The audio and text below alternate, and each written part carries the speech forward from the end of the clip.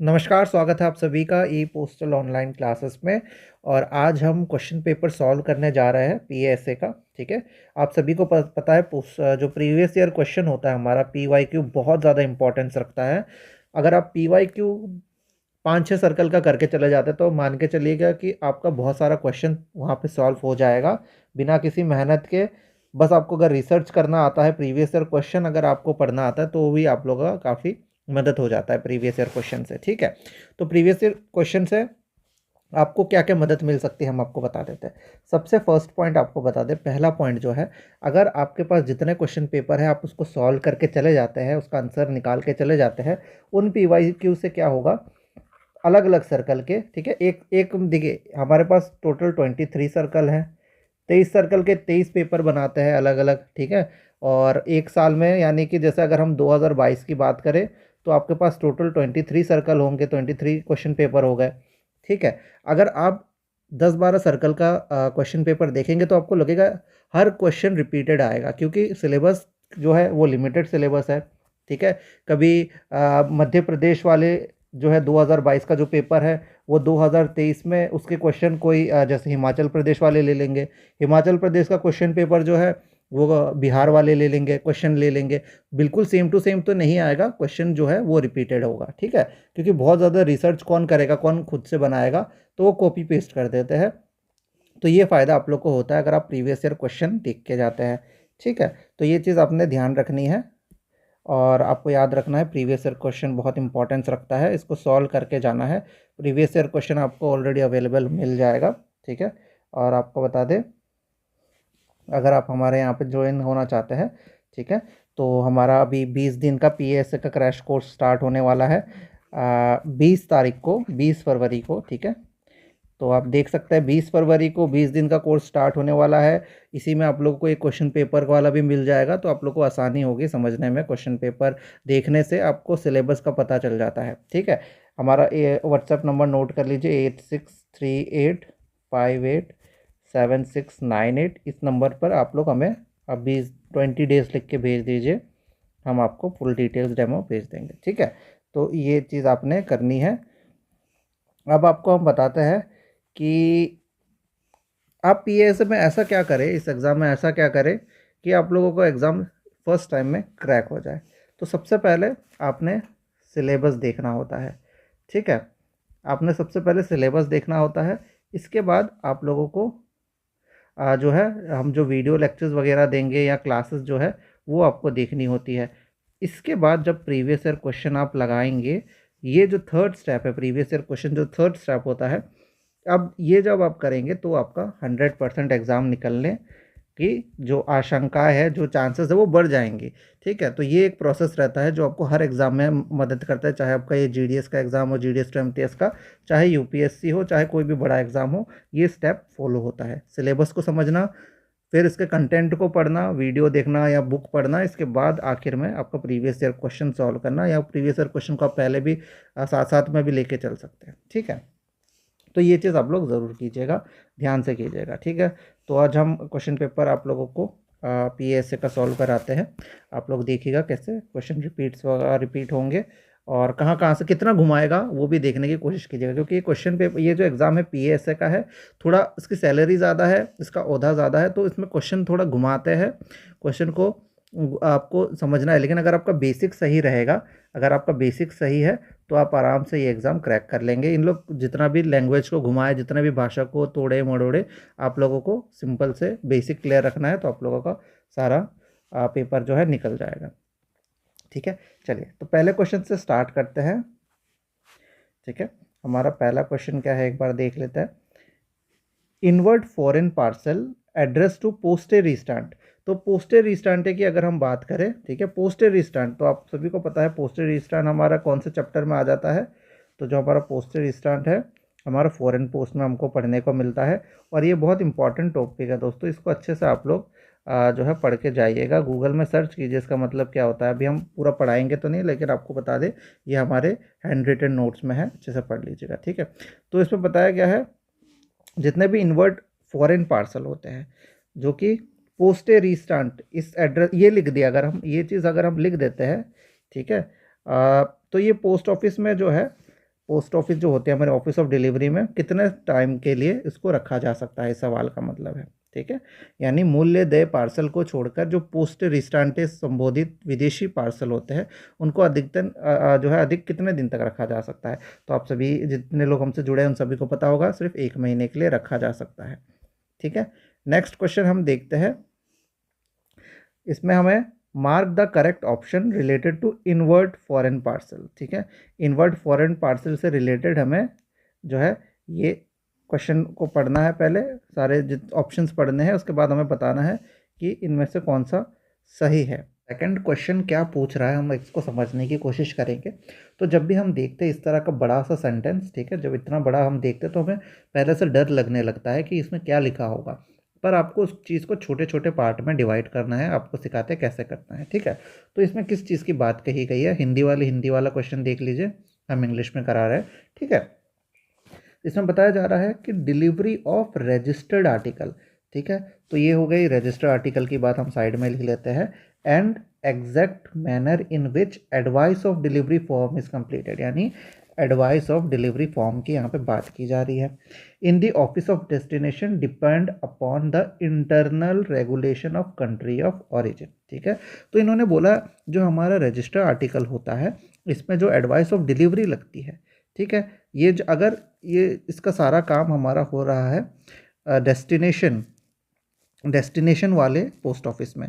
Post office दो तरीके के होते हैं, एक जहाँ से बुकिंग की गई है जिसको हम कहेंगे बुकिंग ऑफिस, और एक होगा डेस्टिनेशन ऑफिस यानी जहाँ पे पहुँचा है। तो इसमें बताया जा रहा है अब जो इसकी डिलीवरी होगी, तो इसमें क्या सवाल है कि जो डिलीवरी होगी क्या वो internal regulation of origin country, यानी जिस देश से, यानी जिस बीओ से आया है उस देश से, ठीक है, जिस post office booking post office से आया है उसके रेगुलेशन के अकॉर्डिंग होगा, या जहाँ जिस देश में पहुँचा है, क्योंकि ये फॉरेन पोस्ट की बात कर रहे हैं तो इसमें बोल रहा है कि जिस जगह पे आया है, ठीक है, जिस देश में आया, मान लीजिए अमेरिका में पहुँचा है, तो क्या अमेरिका के रूल्स माने जाएंगे या इंडिया से आया तो इंडिया के रूल माने जाएंगे। तो आप सभी को पता है, हमने आप लोग को ऑलरेडी फॉरेन पोस्ट में पढ़ाया था, जब भी कोई आर्टिकल एक देश से दूसरे देश में आता है तो अगर हमें अमेरिका के लिए भेजना है तो उस देश के नियम माने जाएंगे। कॉमन सेंस की बात है, हमारे देश के क्यों माने जाएंगे, अगर अमेरिका भेजा तो अमेरिका का जो रेगुलेशन है उनको माना जाएगा। ठीक है, तो यहाँ पे कैच क्या था, यहाँ पे था कि मूल देशों के आंतरिक नियमों पर निर्भर करता है, पर हमारा मूल देश तो नहीं है। अब अमेरिका में हमने भेज दिया तो वो जिस देश में गया उसका नियम कानून मानेगा, तो पहला वाला हमारा गलत हो जाता है। दूसरे ऑप्शन में बताया गया है the sender of register article में not obtain an advice of delivery. इसमें बताया जा रहा है जो सेंडर होगा, ठीक है, रजिस्टर आर्टिकल का, उसको एडवाइस ऑफ डिलीवरी नहीं दी जाएगी। पर ऐसा तो हमने आपको पढ़ाया नहीं, आपको ये पढ़ाया गया है कि जो सेंडर है उसको एडवाइस ऑफ डिलीवरी दी जाती है, नहीं दी जाने का कोई प्रावधान ही नहीं है। अगर उसका हक है, उसने पेमेंट किया तो उसको मिलेगा, तो ये भी गलत हो जाता है। इसके बाद आता है the advice of delivery chart shawl not be represented on item. तो इसमें बताया जा रहा है जो एडवाइस ऑफ डिलीवरी है, ठीक है, तो यहाँ से याद रखिएगा ये सवाल एडवाइस ऑफ डिलीवरी से आया है। तो इसमें पता जा रहा है जो एडवाइस ऑफ डिलीवरी है ये बाकी जितने भी चार्जेस है उसमें ऐड नहीं होंगे। तो ऐसा कैसे हो सकता है, एओडी जो होता है हमारा एडवाइस ऑफ डिलीवरी, फिर साथ में पोस्टेज, ठीक है, फिर इसके साथ साथ एयरमेल फीस वगैरह ऐड होने के बाद ही तो एक उसका लमसम एक अमाउंट बनता है। तो एडवाइस ऑफ डिलीवरी का सर्विस अगर लिया है तो एडवाइस ऑफ डिलीवरी का पेमेंट तो करना पड़ेगा, तो ये भी गलत हो जाता है। तो ऑटोमेटिक हमारा डी सही हो जाता है। तो हम डी में देखते लिखा क्या है, डी में लिखा है कि जो इनवर्ट फॉरेन रजिस्टर आर्टिकल होता है वो डिलीवर होता है इनलैंड रजिस्टर आर्टिकल के तरह, ठीक है, आफ्टर कलेक्शन ऑफ ड्यूज। ठीक है, यानी कि जो हमारा इनवर्ट का मतलब हमारे भारत में जो कोई आर्टिकल आ रहा है, कोई भी पोस्टल आर्टिकल है, वो डिलीवर कर दिया जाएगा नॉर्मल तरीके से एक बार जब उसका custom duty, custom clearance fees और इस तरह के चार्जेस पे कर दिए। तो सिंपल सी बात है और कॉमन सेंस की बात है, हमारे इंडिया में कोई भी आइटम आ रहा है आपके पोस्ट ऑफिस के थ्रू, इसका कस्टम ड्यूटी पे कर दिया, कस्टम क्लियरेंस पे कर दिया और इस तरह के जितने भी चार्जेस पे कर दिया, तो डिलीवरी तो उस बंदे को देनी है, तो ये ऑटोमेटिकली सही हो जाएगा। तो कुछ क्वेश्चन अगर आपको नॉलेज ना भी हो, ठीक है, थोड़ा ज़्यादा नॉलेज ना भी हो, पर आप एक कॉमन सेंस लगा के कर सकते हैं। ठीक है, तो ये इतने बड़े बड़े क्वेश्चन हमेशा नहीं आते, आपको डरने की ज़रूरत नहीं है। इसमें इन क्वेश्चन में थोड़ा टाइम वेस्ट होता है, पर अगर आप उसको ध्यान से पढ़ेंगे और आपका बेसिक क्लियर होगा तो आप एग्ज़ाम निकाल लेंगे। थर्ड क्वेश्चन देखिए, एओ का फुल फॉर्म क्या है फॉरेन पोस्ट में, ठीक है। एओ, तो एओ का एक तो अदर सब्जेक्ट्स भी मान सकते हैं हम, ठीक है। हम जब फॉरेन पोस्ट पढ़ रहे थे तो एओ का मतलब अदर सब्जेक्ट्स भी एक तरह से कहा गया था, ठीक है। भले ही इसका फुल फॉर्म इस तरह से नहीं होता। और दूसरी चीज़ है administrative office of foreign post office, तो ये भी सही है, administrative of foreign post office को भी मान लेंगे और अदर सब्जेक्ट को भी मान लेंगे। तो ये क्वेश्चन भी गलत है, इसमें दोनों दो ऑप्शन सही दिए गए हैं, ठीक है। नेक्स्ट चलते हैं हम हमारे फोर्थ में। इसमें क्या बताया गया है, इफ़ एन अनपेड और under paid register article under foreign post standard, ठीक है। अब इसमें क्या बताया जा रहा है, हमेशा जब भी आप लोगों को कोई कन्फ्यूजन हो तो आप साइड में इस तरह से लिख लीजिएगा, ठीक है। तो इसमें अनपेड, ठीक है, या फिर अंडर पेड मतलब कम पैसे में जो है रजिस्टर आर्टिकल की बात की गई है, अंडर पेड रजिस्टर आर्टिकल की बात की जा रही है। अगर उसको काउंटर में ले आए, हम काउंटर में ले आए तो इसके साथ क्या होना चाहिए। फर्स्ट ऑप्शन देखते हैं, it can not be registered and refuse, ठीक है। तो फर्स्ट ऑप्शन में बताया जा रहा है इसको हम रजिस्टर्ड नहीं करेंगे।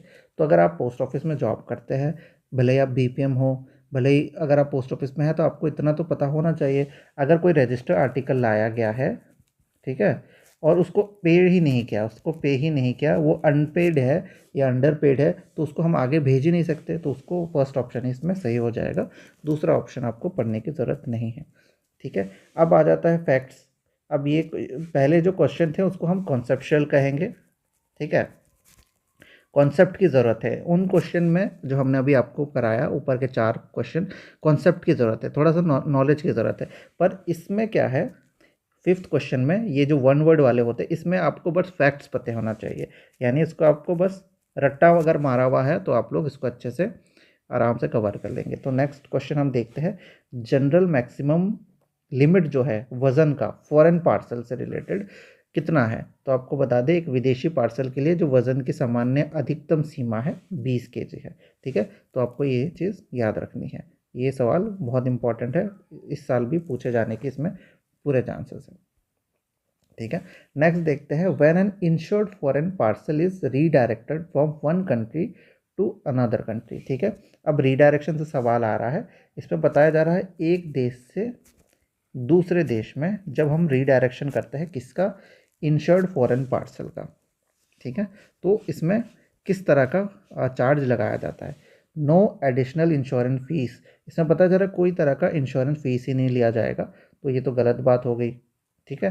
नेक्स्ट बताया जा रहा है हाफ ऑफ ओरिजिनल इंश्योरेंस फी, यानी आधा लिया जाएगा इंश्योरेंस फीस का, ठीक है, बीमा शुल्क का, तो ये भी गलत है। Fresh insurance fees become payable, तो हाँ, जैसा हमने आपको पढ़ाया था जब हम रीडायरेक्शन का चैप्टर पढ़ रहे थे, याद कीजिएगा कि जो एक नया फॉरेन, ठीक है, एक नया और फ्रेश इंश्योरेंस फीस फिर से देनी पड़ेगी, भले ही आपका आर्टिकल रीडायरेक्ट हुआ हो, पूर्ण निर्देशन हुआ हो, इसमें जो अमाउंट लगेगा अब नया लगेगा, ठीक है। तो ये हो गया।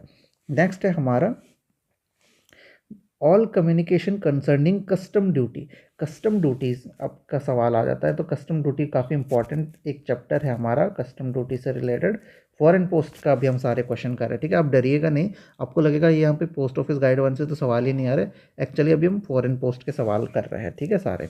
तो जो कस्टम ड्यूटी है वो आप सभी को पता है, हमारे देश में कोई भी आर्टिकल अगर आता है कस्टम ड्यूटी इसमें लगता है, ठीक है, अगर वो कस्टम ड्यूटी वाला आर्टिकल है, ठीक है। इसमें बताया जा रहा है कि सीमा शुल्क विभाग के कार्यों को उत्पन्न होने वाला सीमा शुल्क और डाक लेखों के अन्य उपचार के संबंधित सभी संचार है केवल डैश को संबोधित किए जाने चाहिए। इनसे रिलेटेड जितने भी आपका संचार होगा, जितना भी इससे रिलेटेड कंप्लेन होगा, आप कौन से डिपार्टमेंट में करेंगे। तो हमने आपको बताया था जब भी कस्टम ड्यूटी से सवाल आए तो कभी भी डीओपी, डिपार्टमेंट ऑफ पोस्ट को हम कंप्लेन नहीं कर सकते, हमें हमेशा कस्टम डिपार्टमेंट को ही जो है कंप्लेंट करना होता है। कोई भी सीमा शुल्क से रिलेटेड आपको कोई भी कंप्लेंट्स होगा तो वो आप सीमा शुल्क के ऑफिसर को ही करेंगे, डाक आपके कस्टम ड्यूटी के ऑफिसर्स को, ठीक है। नेक्स्ट आता है maximum weight for airmail letter, ठीक है। अब आ जाता है एयरमेल पत्र। तो एयरमेल पत्र का ये तो आपको याद ही होना चाहिए, जैसे इंडिया इंग्लैंड पोस्ट का है हमारा 2 kg, उसी तरह से एयरमेल का भी 2 kg है। नेक्स्ट देखते हैं foreign post card not complying with prescribe condition are treated as, यानी हमारा फॉरेन पोस्ट के कार्ड की बात करी जा रही है। अगर हमने जो नियम उन्होंने दिए गए फॉरेन पोस्ट कार्ड से रिलेटेड हमने आपको पढ़ाया है, उन नियमों को हम नहीं मानते हैं, ठीक है, उन नियम को हमने नहीं माना, तो उस पर अब क्या जुर्माना लगाया जाएगा, किस तरह से अब जुर्माना लगाया जाएगा, तो उसमें बताया जाएगा कि उसको पत्र माना जाएगा। जैसे हमने ये भी आप लोग को हैंडमेड नोट्स में मिल जाएगा, सारे क्वेश्चन हैंडमेड नोट्स में है, ठीक है। ये पत्र की तरह माना जाएगा और उसके अकॉर्डिंग उसका डाक शुल्क में टैक्स लगाया जाएगा, डाक शुल्क में कर लगाया जाएगा, ठीक है। चलिए नेक्स्ट है हमारा, which of the following can be transmitted at printed paper rate, ठीक है। तो एक प्रिंटेड पेपर एक कैटेगरी है, आप सभी को पता है फॉरेन पोस्ट में। तो इसमें बताया जा रहा है इनमें से कौन सा ऐसा सामान है, ठीक है, जिसको हम प्रिंटेड पेपर के रेट में जो है भेज सकते हैं। तो इसमें एक लंबी लिस्ट दी थी हमने हमारे हैंडमेड नोट्स में, वो पढ़ लीजिएगा। तो उसके अकॉर्डिंग मैन्युस्क्रिप्ट ऑफ वर्क, ठीक है, या फिर न्यूज़पेपर को या फिर मैन्युस्क्रिप्ट को, इन चीज़ों को हम एज अ प्रिंटेड पेपर भेज सकते हैं, ठीक है। चलिए नेक्स्ट चलते हैं। अब आ जाते हैं हमारे, हमने 10 क्वेश्चन फॉरेन पोस्ट के करे, अब हम करेंगे आपके बेसिक टर्मिनोलॉजी से, ठीक है, यानी कि आईटी मॉडर्नाइजेशन से कुछ क्वेश्चन उठाते हैं। ये सवाल सारे आ रखे हैं, ठीक है। थोड़ा सा टफ इन्होंने बनाने की कोशिश की है, लेकिन इससे डरना नहीं है, इससे बेसिक क्वेश्चन भी आ जाता है, ठीक है, ठीक है। नेक्स्ट इसमें बताया जा रहा है, department of post has digitise the finance and accounts and human resource management function under core system integrated. तो यहाँ तक देख के आप डर गए होंगे, लेकिन यहाँ पे CSI की बात की जा रही है, ठीक है, कोर सिस्टम इंटीग्रेटर की बात की जा रही है। तो इसमें बताया जा रहा है हमने जो कोर सिस्टम इंटीग्रेटर का इस्तेमाल किया, ठीक है, ताकि हम डिपार्टमेंट में सारी टेक्नोलॉजी ला पाए। इसमें किस प्लेटफॉर्म का इस्तेमाल किया गया है, कौन से प्लेटफॉर्म का इस्तेमाल हुआ है, तो आप सभी को पता ही है SAP का इस्तेमाल हुआ है, ठीक है। नेक्स्ट है हमारा, what is the name of project that aims at the supply of required hardware. Hardware का सवाल आ गया, ठीक है। तो हार्डवेयर को जैसे आप पढ़ेंगे ऐसे है, आप गोला मार देंगे।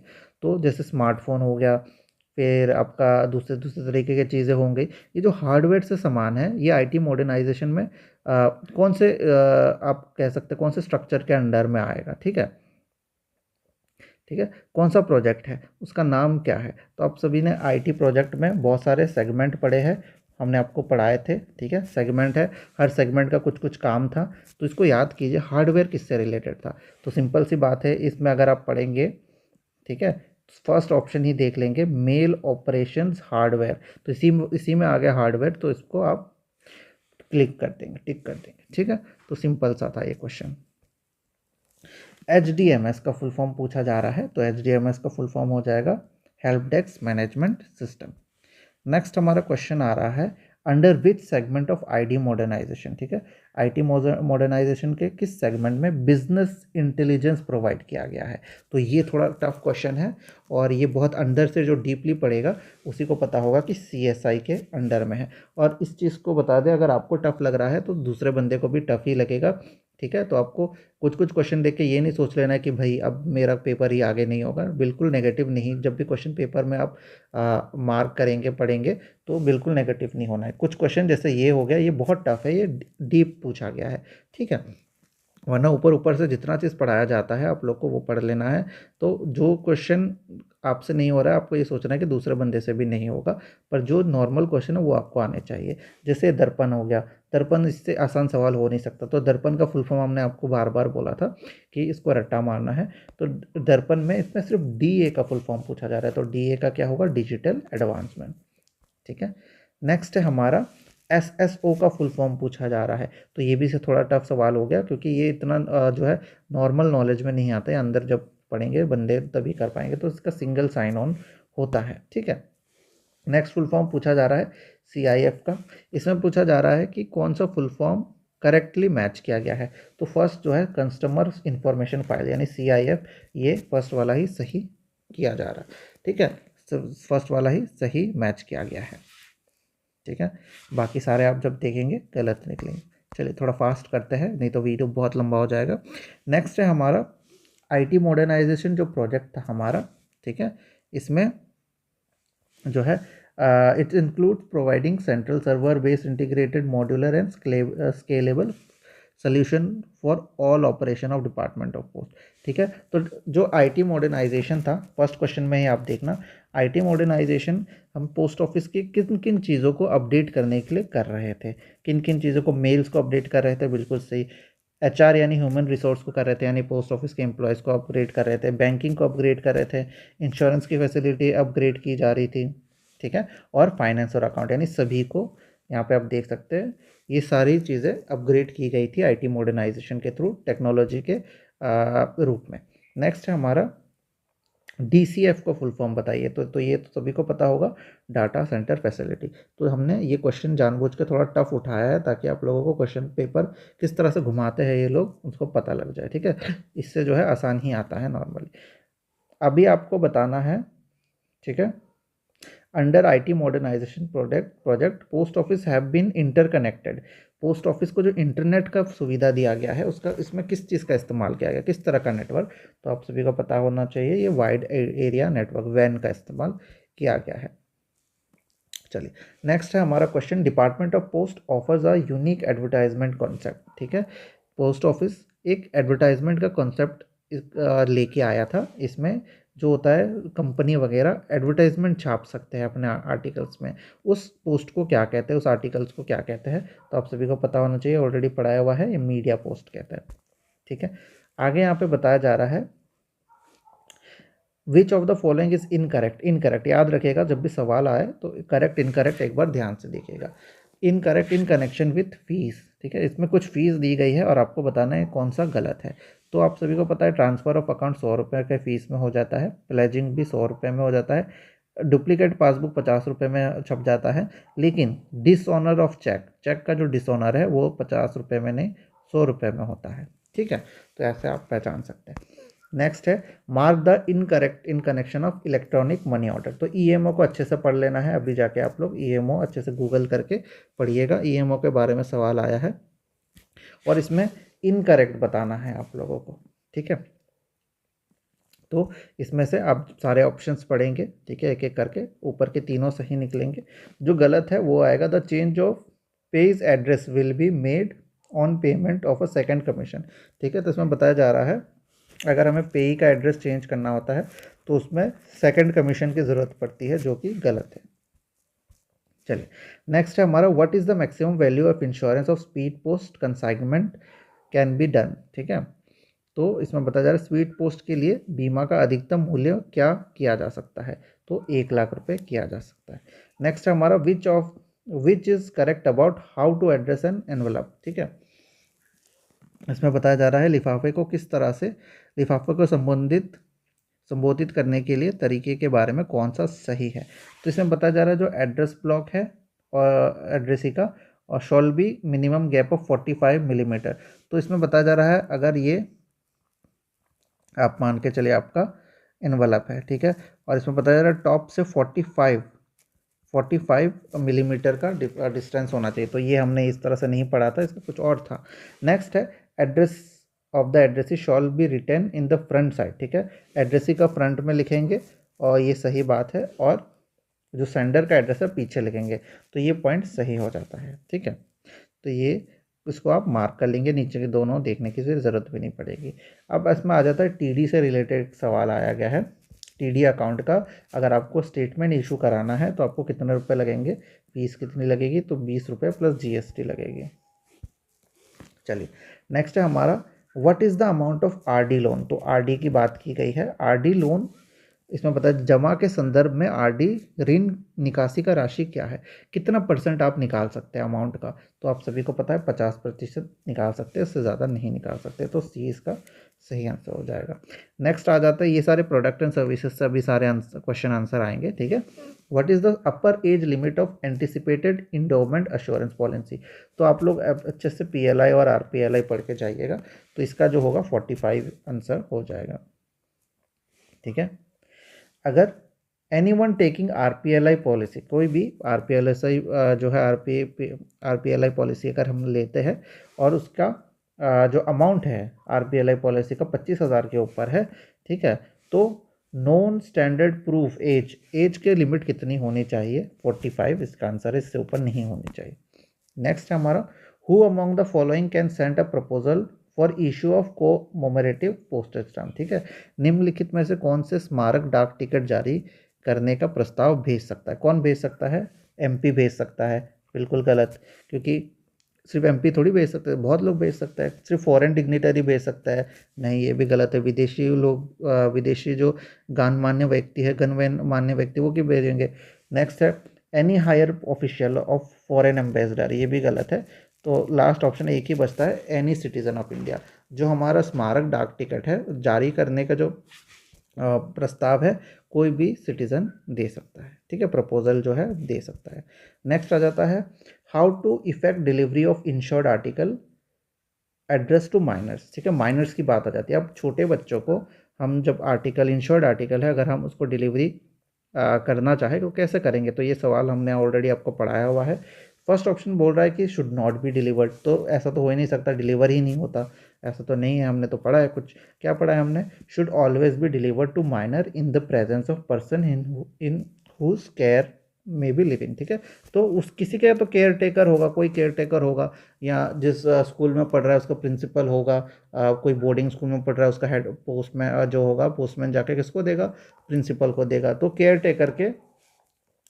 टेकर को प्रेजेंस में उसको दे सकता है, ठीक है, कोई दिक्कत नहीं है।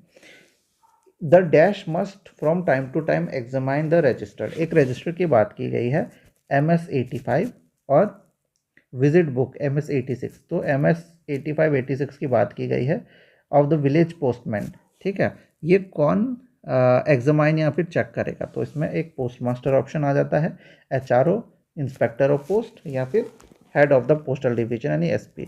तो SP इसका सही आंसर हो जाता है, ठीक है। चलिए नेक्स्ट देखते हैं। In sub post offices for remittance through special carriers the cash should be counted by sub post master and a receipt for the sum should be given in SAP in. तो इसमें बताया जा रहा है जो उप कार्यालय में विशेष वाहकों के माध्यम से प्रेषण के लिए नकदी की प्राप्ति SPM और राशि की रसीद SAP और में दी जानी चाहिए, ठीक है। तो देखिए हिंदी में जब इन लोग लिखते हैं थोड़ा सा दिक्कत हो जाता है, क्योंकि वो कन्वर्ट करके दे देता है, तो वो भाषा थोड़ा समझने में दिक्कत होता है, ठीक है। तो ये सब पोस्ट ऑफिस की बात कर रहे हैं। जब भी रेमिटेंस होता है स्पेशल कैरियर के थ्रू में, तो कैश जो है SPM द्वारा गिना जाता है, बताया जा रहा है, और रिसीट जो है SAP में दे दी जाती है। और उस बताया जा रहा है ये कौन से बुक की बात की जा रही, तो कैरियर बुक या डायरी की बात की जा रही है, ठीक है, इसमें दिया जाता है। नेक्स्ट आ जाता है acceptance of cheque in branch post offices for account opening and subsequent deposit has been restored vide SB order. तो SB ऑर्डर से एक या दो सवाल आते हैं, तो ये SB ऑर्डर का सवाल था, ठीक है। तो ये 2020 का इसमें पूछा गया है, ठीक है। एक SB ऑर्डर 2021 से पूछा गया है, यानी ये अगर 2022 का पेपर है तो 2020 और 2021, तो इतना ज़्यादा डीपली कौन ही जाएगा, आप खुद समझ सकते हैं। 2020 के सारे SB ऑर्डर, 2021 के इतने सारे SB ऑर्डर निकालते हैं साल में, ये बहुत ज़्यादा टाइम वेस्टिंग है। 2 मार्क के लिए आप लोगों को बहुत ज़्यादा ध्यान इसमें नहीं देना है, ठीक है। बहुत ज़्यादा इंपॉर्टेंट जो SB ऑर्डर होते हैं वहाँ से एक दो सवाल पूछ लिया जाता है। जैसे ये एक क्वेश्चन पेपर है SB ऑर्डर का, 2021 का कोई ऑर्डर है, इसमें बताया गया था which among the following operation of joint B type account is not allowed to be carried out by either of the joint depositor, ठीक है। तो ये थोड़ा सा टफ क्वेश्चन हो जाता है, क्योंकि आप बहुत ज़्यादा डीपली SB अकाउंट में अगर बहुत टाइम वेस्ट कर लेंगे तो एक दो मार्क्स के लिए वो बेनिफिशियल नहीं रहेगा। नेक्स्ट है हमारा The KHTB address to mail office of terminal station is to be open at terminal station personally by, यानी कि KHTB से एक सवाल आ रहा है, टर्मिनल स्टेशन के मेल कार्यालय को संबोधित KHTB को व्यक्तिगत रूप से डैश द्वारा टर्मिनल स्टेशन पर खोला जाना चाहिए। किसके द्वारा, कौन सा ऑफिशियल के द्वारा हमें KHTB को खोलना चाहिए, ठीक है, कौन खोलेगा उसको, ठीक है। मेल ऑफिस में भेज दिया गया है टर्मिनल स्टेशन के लिए। अब टर्मिनल स्टेशन में पहुंच गया, आपका KHTB है। KHTB क्या होता है, इसके अंदर बहुत सारे थैले होते हैं, ये आपके लास्ट स्टेशन यानी टर्मिनल स्टेशन में पहुंच गया, इसको कौन खोलेगा? तो हमने आपको बताया था हेड सॉर्टिंग असिस्टेंट खोलेंगे, ठीक है। नेक्स्ट है हमारा which of the following is incorrect, incorrect है, तो इसमें आपको सारे पढ़ने पड़ेंगे, थोड़ा सा टाइम वेस्ट होता है इसमें, ठीक है। Transit bag must be always closed in the presence of head sorting assistant. सही बात है, जो ट्रांजिट बैग होता है, हमारा पारगमन थैला होता है, वो head sorting assistant, head mail guard या मेल एजेंट के प्रेजेंस में ही क्लोज किए जाते हैं। ठीक है, फर्स्ट तो सही हो गया। नेक्स्ट है हमारा, head sorting assistant is immediately and specially answerable for the correct performance of the work done in the sorting department. यानी जो हेड सॉर्टिंग असिस्टेंट होता है वो आंसरेबल होता है जो भी सॉर्टिंग डिपार्टमेंट में काम हो रहा है उससे रिलेटेड। ठीक है, तो ये भी सही बात है। छटाई विभाग में किए गए कार्यों के सही प्रदर्शन के लिए जो प्रधान छटाई सहायक है तुरंत और विशेष रूप से जवाबदेह होता है। सही बात है। नेक्स्ट देखते हैं, the mail bag address to office should be open by head sorting assistant. तो नेक्स्ट इसमें बताया जा रहा है जो कार्यालय को संबोधित मेल बैग को प्रधान छटनी सहायक द्वारा ही स्वयं खोला जाना चाहिए, ये भी सही है। नेक्स्ट देखते हैं, the branch office bags address to the mail office should be open by head sorting assistant himself. यानी डाक कार्यालय को संबोधित शाखा डाक कार्यालय बैग को प्रधान छटनी सहायक द्वारा स्वयं खोला जाना चाहिए। तो ये हेड सॉर्टिंग असिस्टेंट नहीं खोलेंगे, तो यहाँ पे गलत हो जाता है। ठीक है, नेक्स्ट है हमारा कि in case of transfer of bag from one section two another section. ठीक है, एक जगह से दूसरे जगह में जब हमारा कोई बैग जाता है, ठीक है, बैग इसमें बताया नहीं गया कौन सा बैग है, उस थैले में क्या है, उस थैले में अगर मेल लिस्ट है, ठीक है, मेल लिस्ट है, तो उस बैग को क्या कहेंगे, तो उसको एल बैग कहेंगे। नेक्स्ट है हमारा, which of the following is correct. ठीक है, तो इस चीज़ में ध्यान रखना है करेक्ट या इनकरेक्ट क्या बोला गया है। ठीक है, all first class mail whether surcharge और अनसरचार्ज। ठीक है, तो यहाँ पे क्या बताया जा रहा है, फर्स्ट क्लास मेल की बात की जा रही है। इसमें बताया जा रहा है चाहे पेड हो चाहे पेड ना हो, ठीक है, चाहे लेटर हो, एरोग्राम हो, पोस्ट कार्ड हो, eligible for free redirection by air in India. यानी अगर फर्स्ट क्लास मेल है तो इसका जो रीडायरेक्शन होगा, रीडायरेक्शन अगर होता है, पूर्ण निर्देशन होता है, तो ये बाय एयर होगा, फ्री में इसका विमान का इस्तेमाल करके भेजे जाएंगे। तो पॉइंट 1 सही है, तो बाकी सारे गलत हो जाते हैं। ठीक है, नेक्स्ट है the facility of advice of embarkation. ठीक है, facility of advice of embarkation, तो एडवाइस ऑफ डिलीवरी हमने सुना था। ठीक है, एडवाइस ऑफ डिलीवरी तो हमने सुना ही हुआ है, पर क्या हमने एडवाइस ऑफ इम्बार्केशन सुना है, यानी आरोहण प्रभार की सूचना, ये सुना है? तो ये तो देखिए हमने नहीं सुना, तो इसका आंसर हो जाएगा not provided by Indian post office. हो सकता है दूसरे पोस्ट ऑफिस में हो, लेकिन हमारे पोस्ट ऑफिस में नहीं है। हमारे में एडवाइस ऑफ डिलीवरी है, होता है, एओडी होता है, लेकिन एडवाइस ऑफ इम्बार्केशन नहीं होता है। चलिए नेक्स्ट देखते हैं, एक पंजीकृत पत्र जिसकी सुपुर्दगी ली गई है, यानी इसकी डिलीवरी ले ली गई है, केवल पहली बार पंजीकृत वस्तुओं की पोस्टिंग के लिए निर्धारित शर्तों के तहत ही फिर पोस्ट किया जा सकता है। यदि लेख नहीं खोला गया है तो इस हिसाब से डैश के बराबर नया शुल्क लगेगा। यानी एक रजिस्टर लेटर की बात की गई है। ठीक है, हम लिख लेते हैं register letter for which delivery has been taken. ठीक है, इसमें डिलीवरी हो गई है, ठीक है, डिलीवरी कर दी गई है। कैन बी रीपोस्टेड, अब इसको फिर से रीपोस्ट करने की बात की जा रही है, रीपोस्ट करने की बात की जा रही है for the posting of register article for the first time. ठीक है, इसको फिर से रीपोस्ट अगर हम करने जा रहे हैं तो इसमें कितने रुपए पोस्टेज के लगेंगे, कितने रुपए लगेंगे, डाक शुल्क का बराबर लगेगा, रजिस्ट्रेशन फीस अलग से लगेगा, डबल लगेगा, कितना क्या लगेगा, तो इसमें बताया जा रहा है नील, अलग से कोई भी शुल्क नहीं लगेगा। ठीक है, पहले से जितना पेड है, जो रजिस्ट्रेशन फीस है वगैरह वगैरह सेम ही रहेगा, अलग से कोई पैसे नहीं लगेंगे। नेक्स्ट है हमारा question, in post office article address to deceased person, यानी ऐसे व्यक्ति को कोई जैसे आपने कोई पत्र भेजा पर वो लेटर जब जाते जाते उस व्यक्ति की मृत्यु हो गई है। ठीक है, अब उनको उस आर्टिकल को किस तरह से, किस रूप में माना जाएगा, क्या उसको मिससेंट आर्टिकल माना जाएगा, अनक्लेम्ड, रीडायरेक्टेड या रिफ्यूज। तो उसको गलत भेजा माना जाएगा, या लावारिस माना जाएगा, या रीडायरेक्ट माना जाएगा, या मना ही कर दिया जाएगा कि रिफ्यूज़ कर दिया गया है। तो इसको अनक्लेम यानी लावारिस माना जाता है। ठीक है, यानी याद रखेंगे किसी मृतक व्यक्ति को जिसकी मृत्यु हो गई है तब आर्टिकल उसको पहुंच रहा है तो उसको अनक्लेम लावारिस माना जाता है। ठीक है, नेक्स्ट है हमारा a system of identity card, ठीक है, एक आइडेंटिटी कार्ड का सिस्टम जारी किया गया है पोस्ट ऑफिस द्वारा, किसके लिए, टूरिस्ट के लिए, ट्रैवलिंग रिप्रेजेंटेटिव के लिए, कंपनी से, कोई कंपनी के बाहर से बंदे आते हैं ना, पहले आते थे, तो उनको एक पोस्ट ऑफिस के ट्रांजैक्शन करने के लिए जो है एक आइडेंटिटी कार्ड प्रोवाइड की जाती थी। तो एक तो पोस्ट ऑफिस का आइडेंटिटी कार्ड होता है इन लोगों के लिए, और एक होता है आप लोग जो जॉब कर रहे हैं उनके लिए, ठीक है। वो किस लिए किया जाता है, किस लिए दिया जाता है, तो आप सभी को पता है, वो या फॉरेन ट्रेड करने के लिए तो नहीं दिया जाता, ना बिजनेस करने के लिए दिया जाता है, ना टेंडर करने के लिए। वो पोस्टल ट्रांजेक्शन जितने होते हैं, पोस्टल बिजनेस से रिलेटेड जो भी उनको कुछ करना होता है, फिर वो पोस्ट ऑफिस में आके वो आईडी दिखा के वो काम कर सकते हैं। तो इसका आंसर पोस्टल हो जाएगा, ठीक है। Instruction regarding change of residence remains valid for how much time. तो अब इसमें बताया जा रहा है, अगर आपने चेंज ऑफ रेसिडेंस, ठीक है, निवास परिवर्तन के संबंध जो संबंध में निर्देश आप देते हैं, इंस्ट्रक्शन, वो कितने टाइम के लिए होता है, तो आप सभी को ये हमने ऑलरेडी पढ़ा चुके हैं, 3 महीने के लिए होता है। Which among the following charges is not exempted. Blind literature में आपको पता है बहुत सारी चीज़ें फ्री होती है। क्या क्या फ्री होती है, रजिस्ट्रेशन चीज जो होता है फ्री होता है, ठीक है। एक्नॉलेजमेंट से रिलेटेड जो फीस लगना होता है वो फ्री हो जाता है। अटेस्टेड कॉपी जो होता है वो भी फ्री हो जाता है। लेकिन एयरमेल चार्ज जो होता है वो फ्री नहीं होता, याद रखिएगा। एयरमेल चार्ज जो होता है वो लगना है तो लगेगा, ठीक है। अगर आप चाहते कि फ्री में जाना पहुंचाना चाहते हैं तो फिर उसको विमान का इस्तेमाल से नहीं भेजा जाएगा।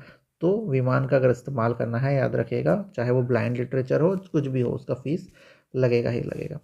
What are the cases in which registration is compulsory. किन केसेस में रजिस्ट्रेशन कंपलसरी होता है, देखिए, any registered article which is reposted before delivery, यानी कोई आपका रजिस्टर्ड आर्टिकल है, ठीक है, उसको उसको क्या कर दिया गया है, रीपोस्ट कर दिया गया है, यानी उसको दूसरे जगह को भेज दिया गया है, पर वो तो रजिस्टर्ड आर्टिकल था, यानी इसका रजिस्ट्रेशन कंपलसरी होनी चाहिए। तो इसका फर्स्ट आंसर, इसका जो है फर्स्ट ऑप्शन भी सही होगा कहीं ना कहीं, ठीक है। नेक्स्ट है हमारा any article bearing word registered, ठीक है, कोई भी आर्टिकल, ये आपका कोई आर्टिकल है, ठीक है, अगर इसमें रजिस्टर्ड लिखा हुआ है तो सिंपल सी बात है, उसमें रजिस्ट्रेशन कराना ही होगा, वरना उस चीज़ को हटाओ। अगर आपने लिखा है तो उसको तो उसको रजिस्ट्रेशन कराओ, तो सेकंड वाला भी सही हो जाता है, ठीक है। फर्स्ट वाला केस इतना सही नहीं भी लगता, लेकिन सेकंड वाला तो कंफर्म सही है। थर्ड, एनी वैल्यूपेबल आर्टिकल, कोई भी वैल्यूपेबल आर्टिकल भी रजिस्टर्ड होना सही ज़रूरी होता है। तो वैल्यूपेबल आर्टिकल को भी हम रजिस्टर करके ही भेजते हैं। तो ऊपर के तीनों सही है, ठीक है। तो यानी क्वेश्चन ही कहीं ना कहीं गलत हो जाता है। नेक्स्ट है हमारा who is not entitled to use service term on official postal article, ठीक है। ऑफिशियल पोस्टल आर्टिकल का आपको अच्छे से पढ़ना है, हमने ऑलरेडी बताया था हमारे हैंडमेड नोट्स में, अगर आपने नहीं पढ़ा है तो बार बार उसको पढ़ लीजिएगा, ठीक है। इनमें से कौन ऐसा व्यक्ति है जो ऑफिशियल पोस्टल आर्टिकल में सर्विस टर्म, यानी कि जो सेवा डाक टिकट है उसका इस्तेमाल करने के लिए उपयोग नहीं है, करने के हकदार नहीं है। तो controller of E migrant labour, ठीक है। तो जो controller of E migrant of labour है, हमने क्या बोला था, आपका जब भी ऐसा सवाल आए तो आप ये सोचिएगा कि कोई बड़ा गवर्नमेंट ऑफिसर तो इस चीज़ को यूज़ करेगा ही करेगा, वो हकदार होगा। तो ये आप देखिए, controller of E migrant labour, लग रहा है कोई बड़ा ऑफिसर है तो ये करेगा, ठीक है। नेक्स्ट है secretary medical council of India, तो लग रहा है ना कि बड़ा ऑफिसर है मेडिकल काउंसिल का, तो ये भी करेगा। नेक्स्ट बताया गया है government official including those who are on leave, तो ऐसे गवर्नमेंट ऑफिशियल जो छुट्टी पे है वो भी करेंगे क्या, है हमने आपको पढ़ाया था, जी नहीं, छुट्टी में कोई बंदा सर्विस टर्म का इस्तेमाल नहीं कर सकता, तो ये गलत हो जाएगा, ठीक है। नेक्स्ट है हमारा which of the under mention article transmission by inland post is prohibited, इनमें से क्या है ऐसी चीज़ है जो हम भेज नहीं सकते, ठीक है, ट्रांसमिशन नहीं कर सकते इनलैंड पोस्ट से। तो any sharp instrument which is not properly protected, कोई तेज़ धार वाली चीज़ क्या इस्तेमाल कर सकते हैं, जी नहीं, नहीं कर सकते। याद कीजिएगा, ये चैप्टर हमने आपको ऑलरेडी पढ़ाया हुआ है। एनी एक्सप्लोसिव इन्फ्लेमेबल या डेंजरस सब्सटेंस, यानी कोई भी विस्फोटक, ज्वलनशील या खतरनाक चीज़ क्या भेज सकता है, सिंपल सी बात है, कॉमन सेंस क्यों ही भेजेगा कोई बंदा। एनी फिल्दी, नॉक्शियस और डेलिटेरियस सब्सटेंस, यानी कि कोई भी गंदा, ठीक है, हानिकारक पदार्थ क्या भेज सकता है, बिल्कुल नहीं भेज सकते।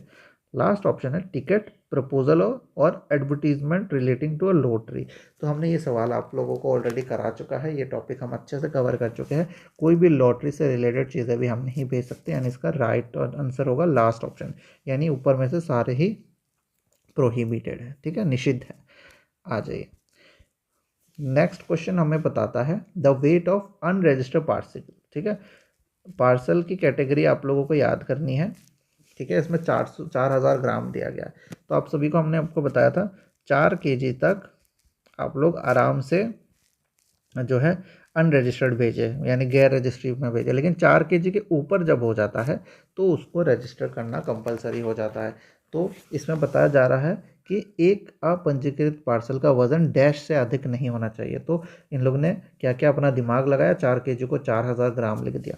तो आप लोग जो ऑलरेडी हमसे पढ़ चुका है वो उसको पता होगा कि 4,000 ग्राम ही सही आंसर है, ठीक है। विंडो डिलीवरी टिकट, एक विंडो डिलीवरी टिकट क्या होता है? एक डेली डॉकेट होता है? नहीं, ये तो नहीं हमने पढ़ा। Receipt given to post box holder, post box holder को दिया जाने वाला एक रिसीट है, रिसीट तो नहीं हमने पढ़ा। नेक्स्ट है आइडेंटिफिकेशन ऑफ फ्रैंकिंग मशीन लाइसेंसी रिप्रेजेंटेटिव। तो याद रखिएगा, हमने जब ये पढ़ा था फ्रैंकिंग मशीन का, तो ये एक तरह का आईडी होता है जो फ्रैंकिंग मशीन के लाइसेंसी रिप्रेजेंटेटिव को दिया जाता है, यानी फ्रैंकिंग मशीन के लाइसेंसधारी, जिसके पास लाइसेंस है, उसके प्रतिनिधि को दिया जाता है, ठीक है। तो ये हो गया हमारा डिपार्टमेंटल, और बाकी हमने मैथ्स और जीके के भी आप लोगों को सारे क्वेश्चन जो है मार्क करके दे दिए हैं। ये आप लोग देख सकते हैं, ये आप लोगों को अपने ग्रुप्स में मिलेंगे, ठीक है। और इन सबको सॉल्व भी करना है। मैथ्स वगैरह के वीडियो वगैरह हमने ऑलरेडी शेयर किए हुए हैं, उनको देख के सॉल्व करना है। जीके रीजनिंग के भी हमने पूरे सॉल्व किए गए हैं, ठीक है। हमारा पार्ट जो डिपार्टमेंटल है हमने आपको कवर करा दिया। बाकी आप लोग का काम है कि मैथ्स से रिलेटेड जितने भी क्वेश्चन है उसको सॉल्व करें, और जीके से रिलेटेड जो है ये तो आपको समझाने की ज़रूरत नहीं है, ये आप लोग खुद ही समझ जाएंगे। तो जीके से रिलेटेड आप लोग आइडिया ज़रूर ले लीजिएगा, ठीक है। और एक और चीज़ बता दें, ये है हमारा जो है व्हाट्सएप का नंबर, जो हमसे जुड़ना चाहता है वो 8638587698, ये हमारा व्हाट्सएप नंबर है। इस नंबर पे आप लोग अपना नाम, डिवीज़न, सर्कल लिख के भेज दीजिए, या 20 डेज़ का कोर्स जो अभी शुरू होने वाला है वो 20 डेज़ लिख के भेज दीजिए, आप लोगों को जोड़ दिया जाएगा, और 100% आप लोग एग्ज़ाम क्लियर करेंगे, अच्छे से तैयारी करेंगे। एक इस तरह का मौका हर कोई डिपार्टमेंट नहीं देता, इतना प्रमोशन के मौके हर बार नहीं मिलते। इस चीज़ का उपयोग कीजिए और कोशिश कीजिए कि अच्छे से अच्छे पोस्ट में जाके अब रिटायर हो, कम से कम वो एक बड़ा ग्रुप बी पोस्ट तो कम से कम हो ही हो, ठीक है। धन्यवाद।